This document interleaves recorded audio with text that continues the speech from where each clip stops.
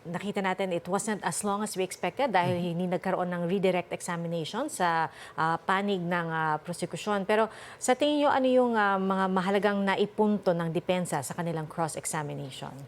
Well, I think sinubok talaga ng depensa ipakita yung or atakihin yung kredibilidad bilang testigo ni Director Matibag. Nandun din yung fact na wala naman siya masyadong alam doon sa actual na investigation.